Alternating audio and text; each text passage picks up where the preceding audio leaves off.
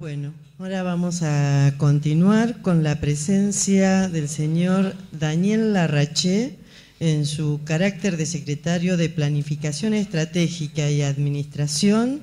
General de la Municipalidad de Morón, y es acompañado por el subsecretario del mismo organismo,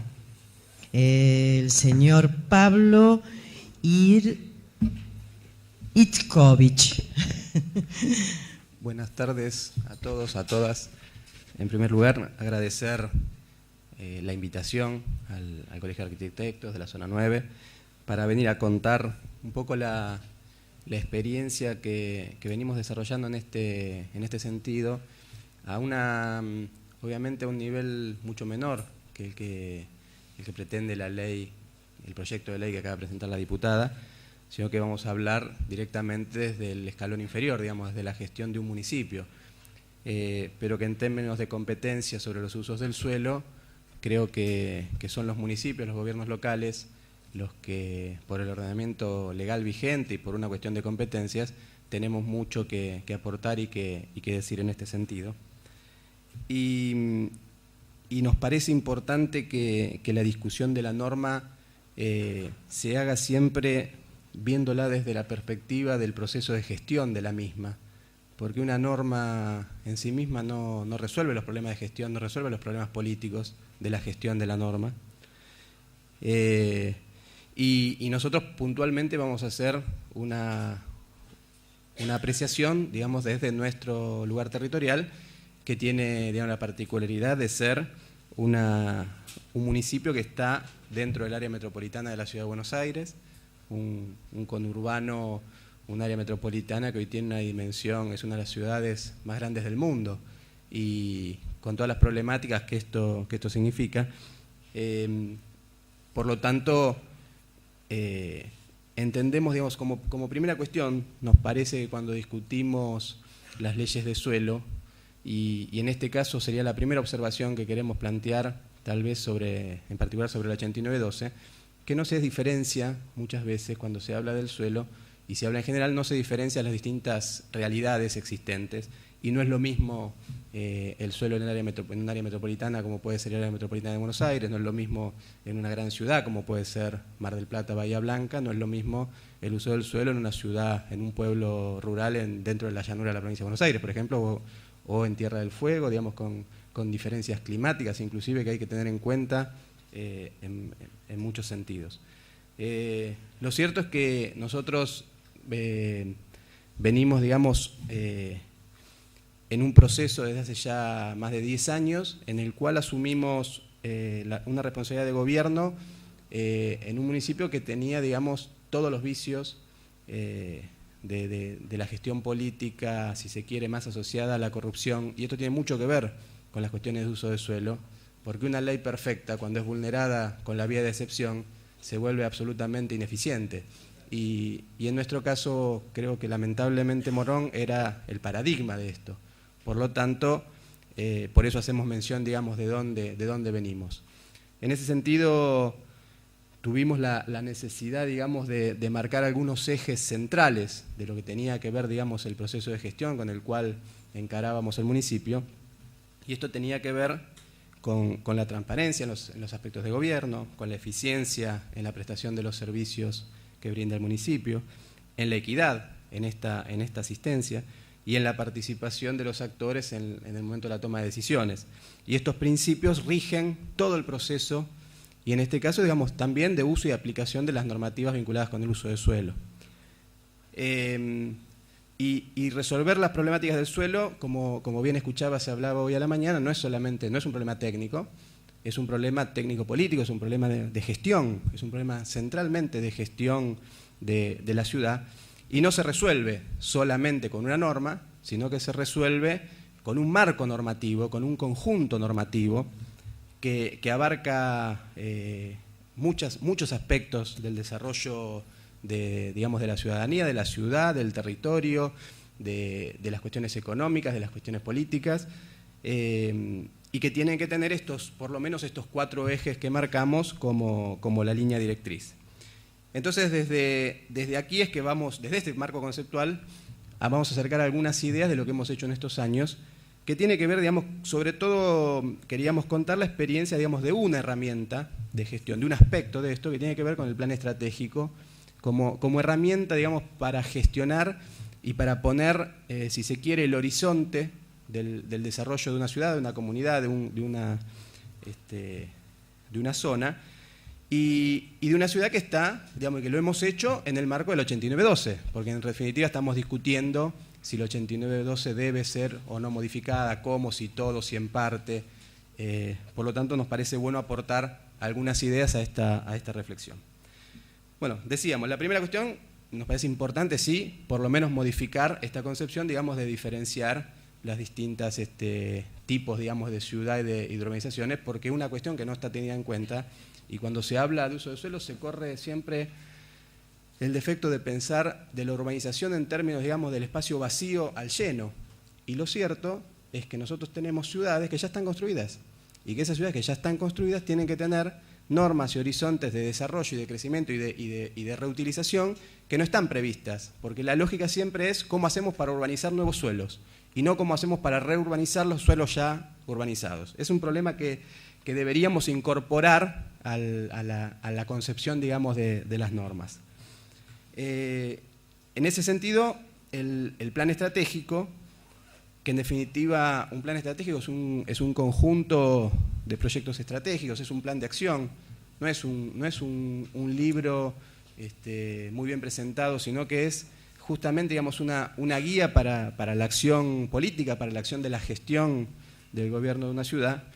que tiene componentes ineludibles, y algunos de sus componentes tienen que ver con el liderazgo político. Es absolutamente necesario que haya liderazgo político para que esto pueda ser llevado a cabo.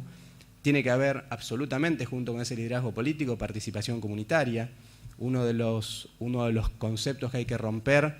tiene que ver con esto de que cuando el Estado está presente, la comunidad no tiene por qué organizarse porque el Estado resuelve, o que la comunidad se tiene que organizar cuando el Estado está ausente, y nosotros creemos todo lo contrario. Nosotros creemos que un Estado presente necesita fortalecer una comunidad muy presente y muy activa, y en ese marco es donde se puede dar un proceso de planificación adecuado y de crecimiento con equidad. Esto requiere la articulación entre lo público y lo privado, digamos, porque uno cuando está normando el suelo está normando sobre el derecho de propiedad privada, está discutiendo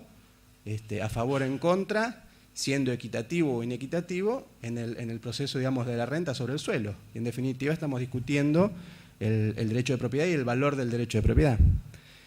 Y por supuesto necesita fuertes políticas de transparencia y de comunicación, porque también lo veíamos en la norma que presenta la diputada. Obviamente no se puede hablar de articulación, de participación, cuando una parte sabe todo y la otra parte no sabe nada. Por lo tanto, la transparencia y la comunicación es una condición absolutamente necesaria de un proceso participativo. Y por otra parte, una necesaria adecuación de la estructura del Estado, de la estructura de sostén de estas políticas, para que esto pueda ser llevado a cabo, digamos, porque si uno habla de nuevos modelos de gestión, pero la estructura que lo sostiene sigue teniendo las mismas lógicas, digamos, conceptuales de otros tipos de gestión, esto no funciona. Por lo tanto, nosotros, por ejemplo, en Morón hemos ido cambiando la estructura municipal. Por ejemplo, hoy no hay dirección de planeamiento en la Municipalidad de Morón, sino que hay una subsecretaría de planeamiento urbano y una subsecretaría de planificación, estrategia y desarrollo local, que tienen que ver, digamos, cómo se articula de manera consensuada entre quien aplica y regula, digamos, la norma y quienes la diseñan y la van trabajando, digamos, en términos participativos, para que esa norma vaya adecuándose a esa mirada de planificación de mediano y largo plazo que tiene la ciudad. Así es que nosotros tenemos un plan estratégico. Yo voy a ser, digamos, muy rápido, o sea, no voy a hablar del plan estratégico de la ciudad, sino que voy a mostrar algunas ideas para conceptualizar cuestiones. Un plan estratégico que tiene cinco grandes dimensiones. En esas 5 grandes dimensiones, hoy en particular vamos a hablar, digamos, de la dimensión del modelo urbano territorial,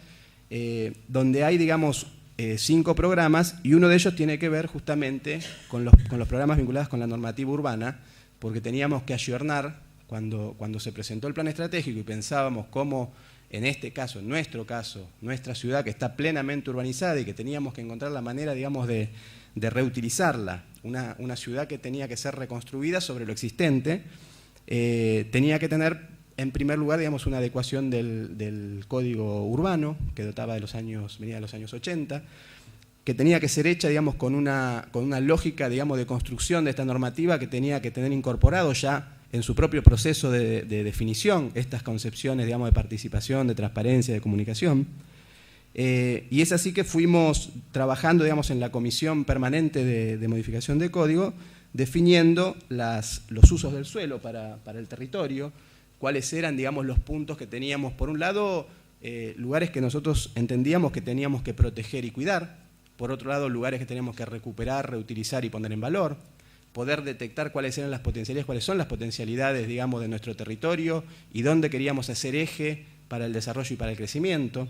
Entonces, esto se ha ido trabajando de manera participativa durante un periodo,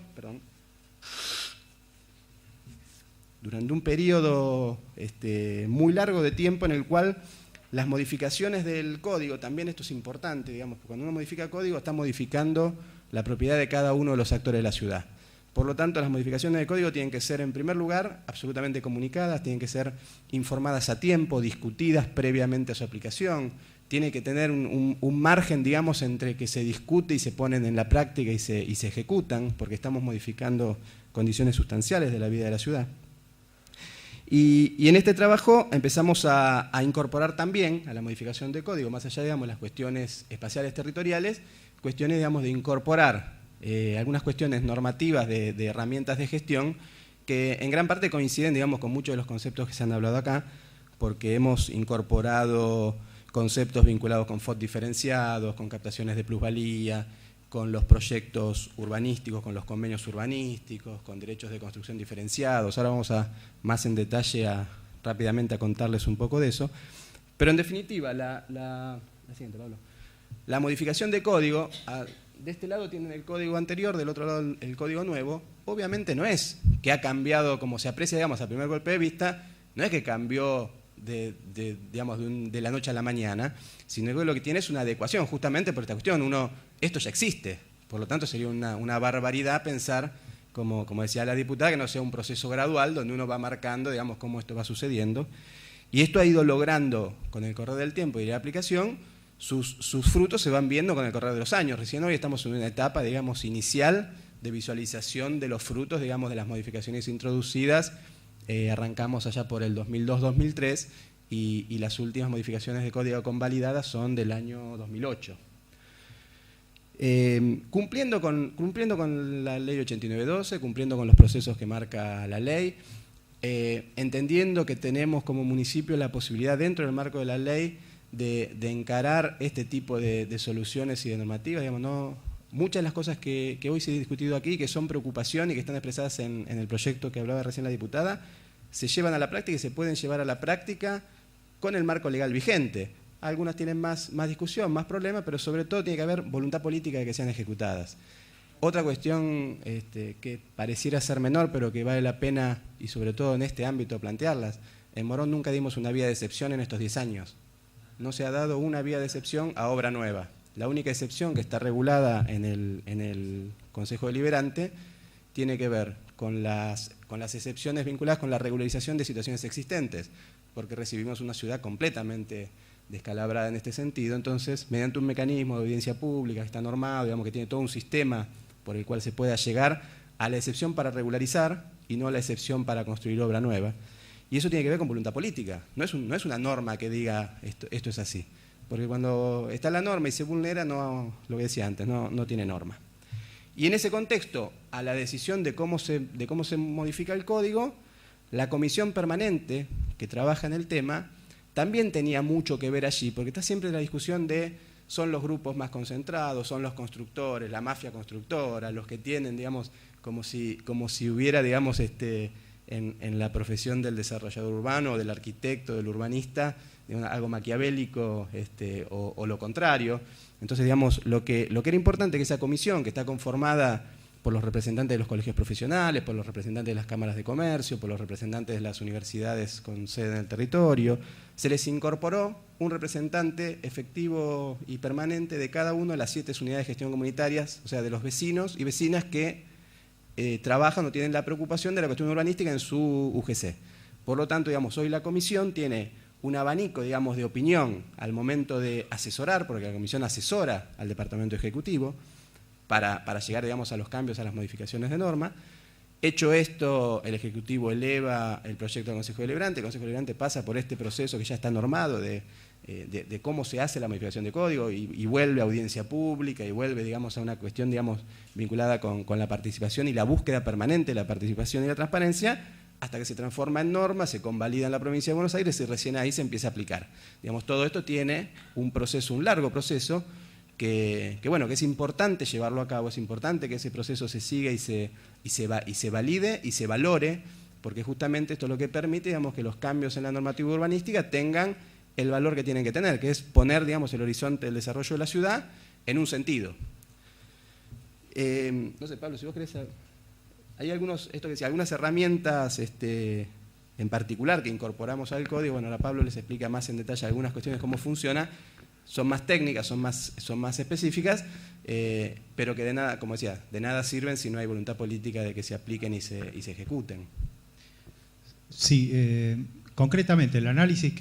todo este análisis que se vino haciendo en el marco de lo que es el Plan Estratégico Morón se refiere finalmente a un conjunto de normativas. Dentro de las normativas aparecen algunos instrumentos de articulación entre lo público y lo privado que requieren también todo un andamiaje normativo para poder tener reglas de juego claras y que todos y todas conozcan cuáles son los procedimientos. En este caso, nuestro Código de Ordenamiento establece algunos articulados que expresan esta intención. Esto tiene que ver, entendiendo que Morón es un continuo urbano, es un suelo absolutamente urbanizado, donde dentro de sus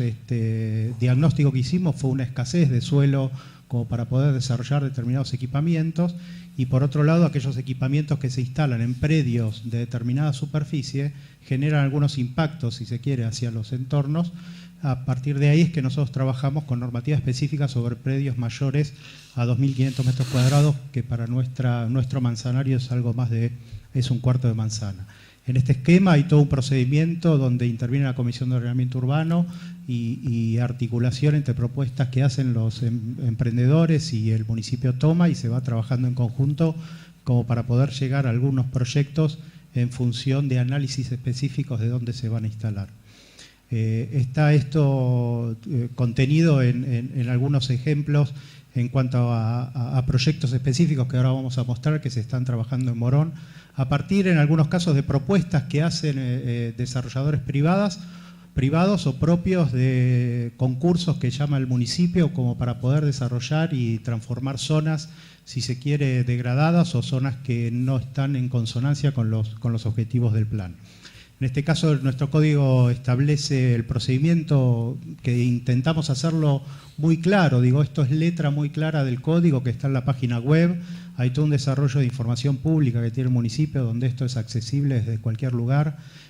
Cualquiera puede acceder desde su casa a la página web del municipio con el plano de zonificación, los valores de FOS, normativa, todo el código está procesado en la página web como para que se pueda consultar desde cualquier lugar, y esto es lo que se encuentra la persona cuando viene al municipio y cuando hace la aprobación de los proyectos. Esto tiene que ver con todo este trabajo que se hizo desde la primera gestión de Martín Sabatella de poder transparentar todo el accionar político y técnico del municipio y que esté todo en términos de conocimiento público. En este esquema, como decía Daniel, dentro del esquema del plan estratégico, el modelo urbano territorial también está cruzado por lo que es un ámbito de desarrollo local. En principio, trabajando con esquemas de desarrollo económico, con proyectos propios de desarrollo económico, entendiendo que ambas partes tienen que ver con la conformación del territorio y un horizonte de territorio pensado, de territorio planificado, analizando situaciones concretas, digamos, que tiene el territorio de Morón, como por ejemplo cuestiones físicas, que debe ser uno de los pocos territorios por lo menos en el país, que contiene 2 bases aéreas. Nosotros tenemos 55 kilómetros cuadrados de tierra, de los cuales 10 kilómetros cuadrados son de bases aéreas, con uso específico de uso aéreo, ¿no? A lo cual a nosotros nos genera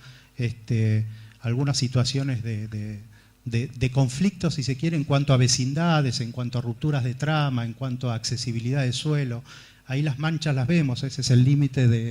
del territorio en rojo. Recordamos, estamos a casi 20 kilómetros del centro de la Ciudad de Buenos Aires, cruzados de este a oeste por autopista y por el ferrocarril Sarmiento, lo cual también nos genera barreras de cruce y de llegadas de unos sectores a otros. En la zona norte, digamos, del territorio, toda la mancha verde es la base de Palomar, y la parte sur es la base aérea de Morón. La base de Palomar con una realidad de funcionamiento mucho más clara en cuanto a la actividad aeronáutica, la base de Morón desactivada, con muy poco uso hoy, lo cual nos lleva a plantear, en función de estas zonas que para nosotros a su vez también son áreas de oportunidad, como para poder plantear proyectos urbanísticos de escala, y que requieren de todo esto que decía Daniel en cuanto a los objetivos del plan estratégico, pensando un horizonte de desarrollo que nosotros nos los planteamos hace 5 años a 20 años, digamos. Estamos cursando los primeros 5 años de plan estratégico. Una cosita, Pablo fue director de planeamiento de la municipalidad, y yo quería que nos cuente los instrumentos. Si a él le gusta más la planificación estratégica y se fue un poco por, digamos, al plan estratégico y no los instrumentos, pero los vamos a ir contando a medida que vayamos mostrándole los proyectos y cómo se aplican distintas cosas en distintas cuestiones concretas, porque esta discusión de cómo se captan las plusvalías, que es un tema importante a discutir, porque tiene que ver, digamos, con la equidad. Captar las plusvalías significa poner una equidad, digamos, en el desarrollo de una comunidad. Tiene que ver con un conjunto de instrumentos normativos y un conjunto de instrumentos de gestión, porque no es solamente lo normativo y no es solamente la gestión. Es un problema técnico-político, es un problema normativo de gestión que va atado indisolublemente. Entonces, la idea es, en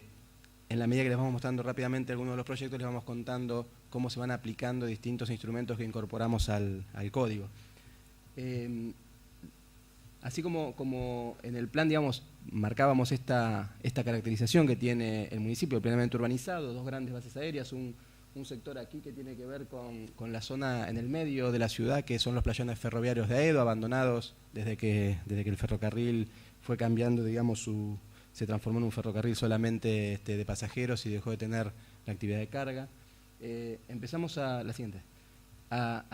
marcar, digamos, algunos puntos que tenían que ver, digamos, con la mirada estratégica de mediano y largo plazo, de potenciar determinadas cuestiones, y las cuestiones que tienen que ver, digamos, con cuestiones vinculadas al hábitat, a las cuestiones ambientales, la preocupación, digamos, por el desarrollo económico,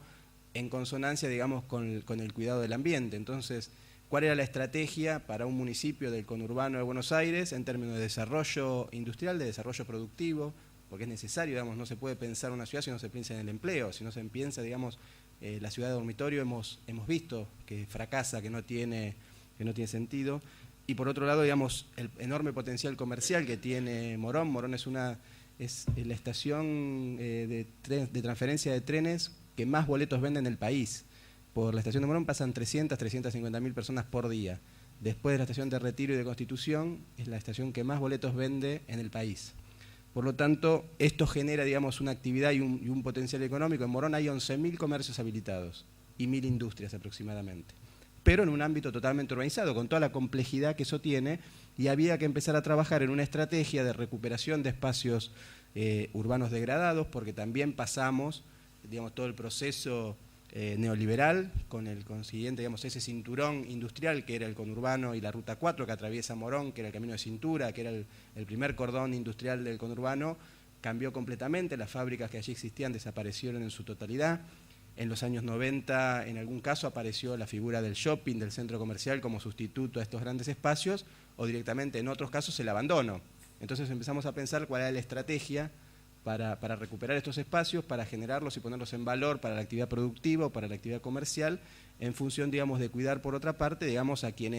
los pequeños actores y cómo generar, digamos, condiciones de competencia, de competitividad entre el pequeño actor y los grandes actores económicos que pugnan en la ciudad.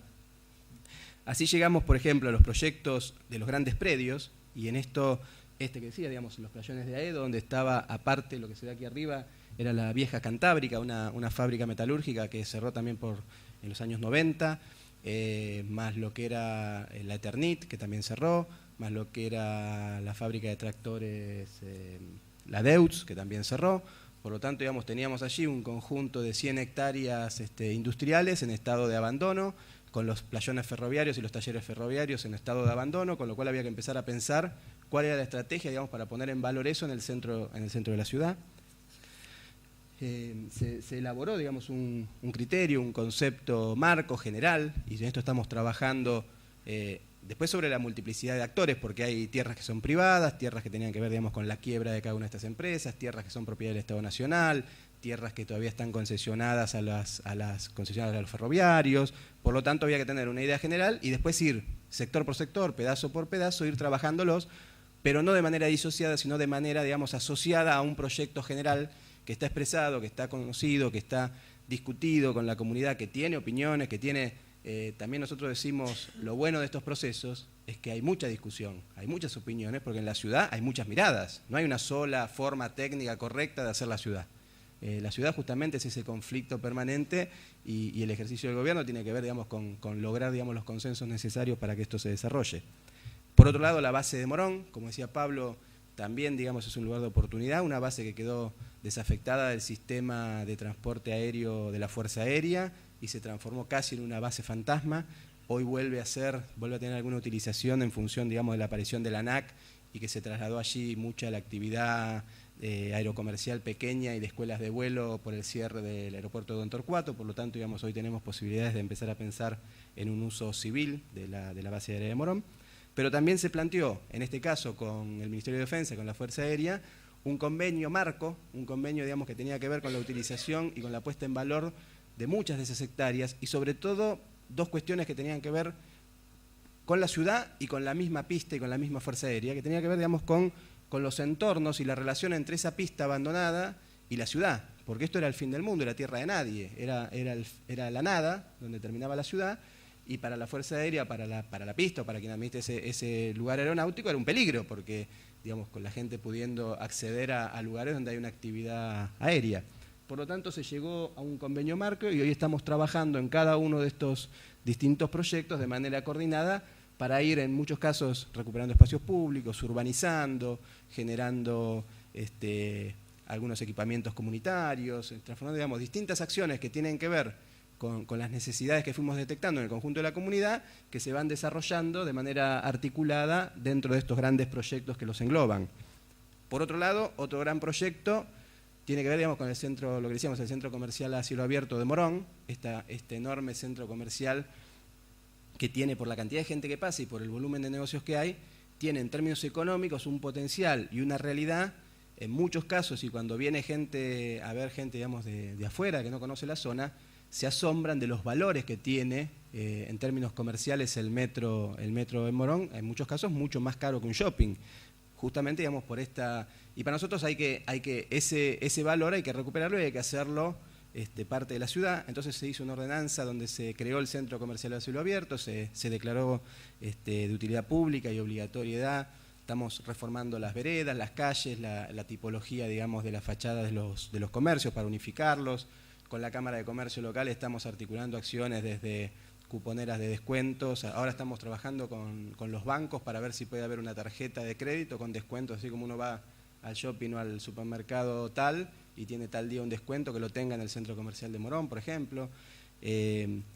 en ese contexto también desarrollar algunos espacios particulares que tenía... Pasa, Pablo, por favor.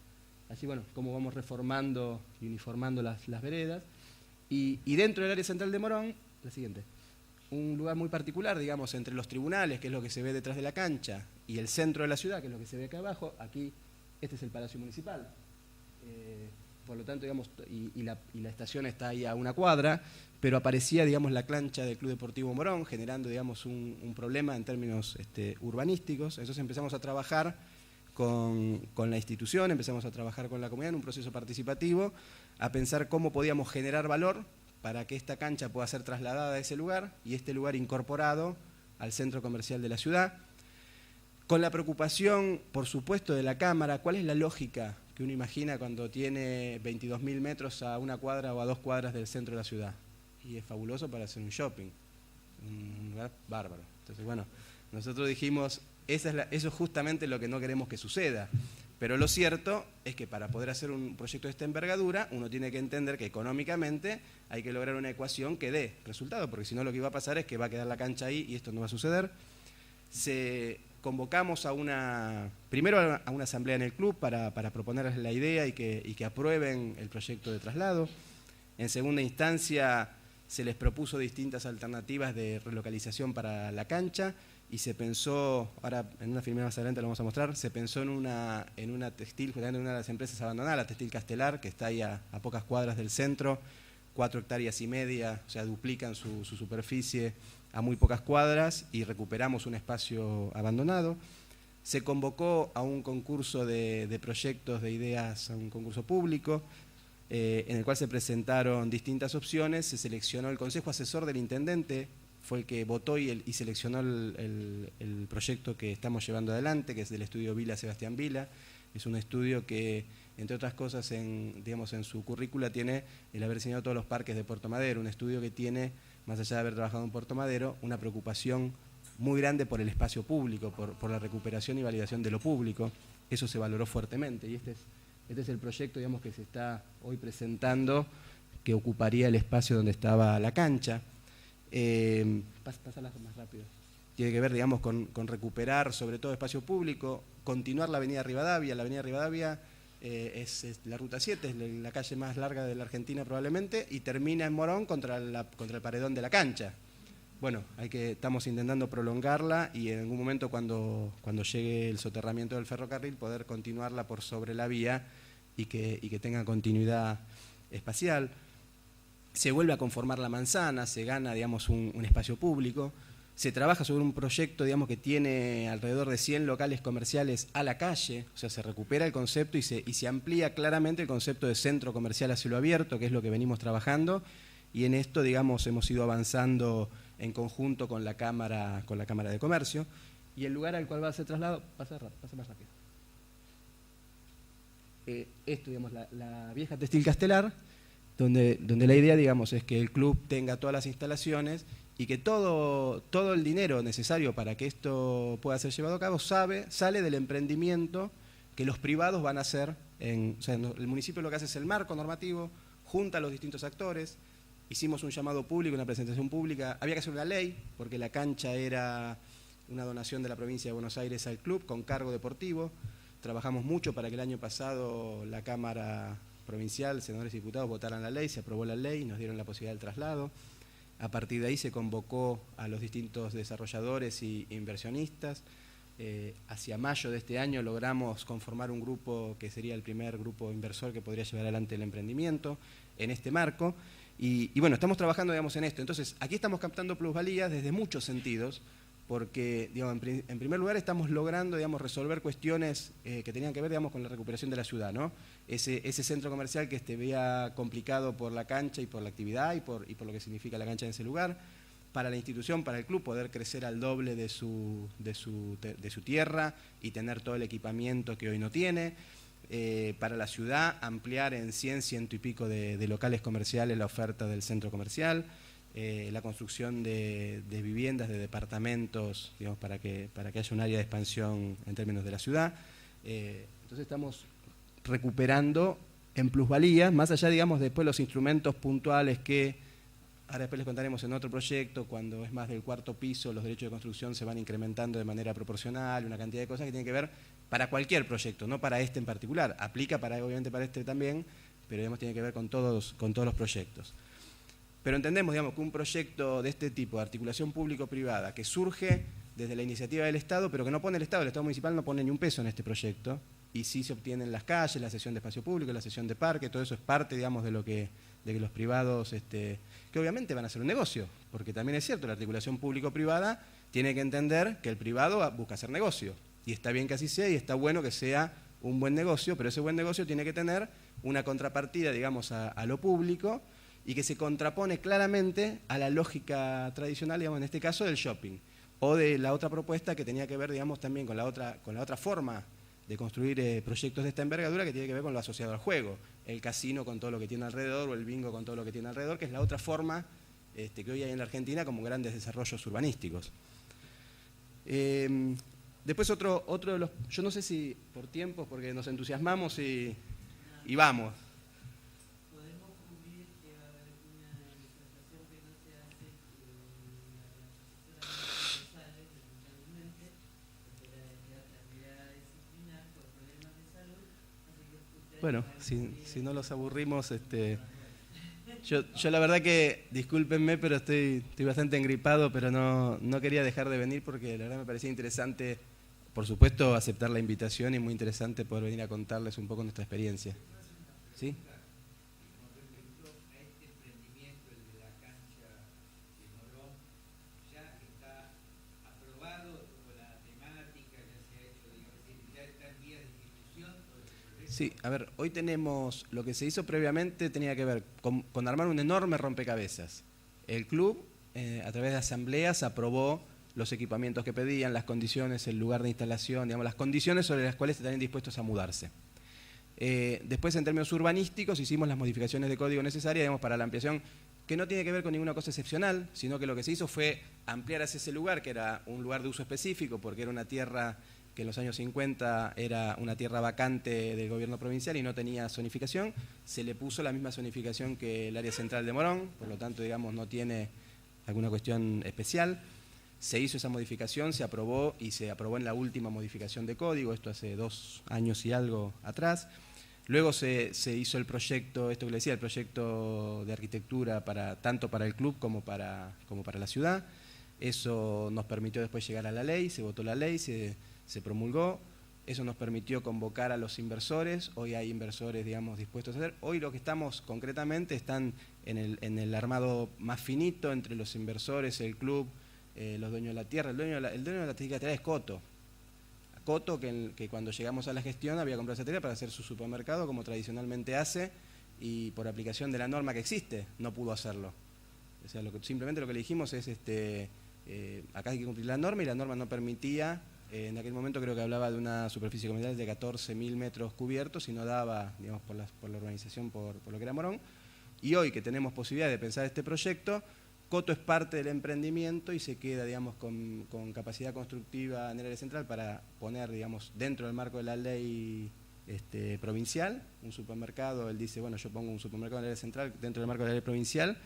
y va a desarrollar una torre con viviendas, digamos, con lo que se puede utilizar en lo que está aprobado dentro del master plan de ese proyecto. Y se está discutiendo en este momento cómo se arma la figura del fideicomiso que permita, digamos, cubrir todas las... porque lo cierto es que hay que construir el club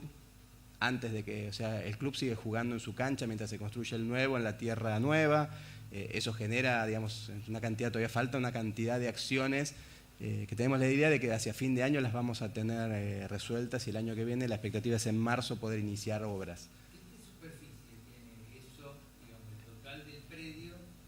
¿Qué constructibilidad va a tener? Claro, ¿cómo se carga eso? Tiene unos 80.000 metros de constructibilidad en el área central. Son 22.000 metros, de los cuales, digamos, se conforma, no sé si puedo volver para atrás a la imagen del plano, se conforma una manzana tradicional, y lo que queda entre Rivadavia y Las Vías se conforma, digamos, es un parque que está por arriba de ese zócalo comercial, porque allí las vías pasan a 2 metros de altura sobre el nivel de la calle, por lo tanto se aprovecha esos desniveles, se arma sobre Rivadavia un zócalo comercial similar al de Rivadavia del otro lado, digamos, para el lado de la estación, y por sobre eso se genera un sector de parque, y cumple, digamos, todo el proyecto cumple. De hecho, hoy estamos ya con la aprobación, la media aprobación de geodesia de la provincia, digamos, para la división parcelaria, cumple con FOS, con los mismos indicadores del área central de Morón. No tiene ninguna cuestión urbanística especial. Lo que sí vamos a aplicar en el marco del convenio urbanístico, que en este caso le permitimos, digamos, como la cesión de espacios de FOS se considera sobre la parcela sobre los 22.000 metros, y a partir de ahí, después hay parcelas que tienen mayor ocupación porque tienen cesión en el parque. O sea, es un proyecto general que después se va subdividiendo en proyectos parciales dentro del marco del convenio urbanístico. Pero cumple en general con todos los indicadores de la ley. Les decía, la otra cuestión vinculada con